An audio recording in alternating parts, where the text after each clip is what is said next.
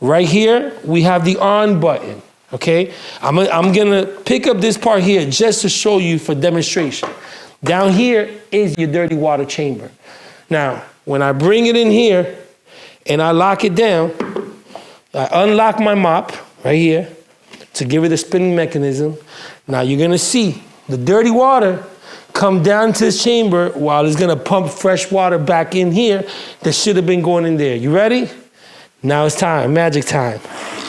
As you see, look at the dirty water in the bottom while it's pumping fresh water. The fresh water will pump up right back in here so that you can always have clean water right back in your bucket. Guys, let me know if this is not something that blow your mind. Take your mop bucket out, now your floor is a little wet. You're gonna bring it down, you're gonna give it that nice little twirl to finish it off. Then you're gonna finish, give it a spin and you're done. And that's that.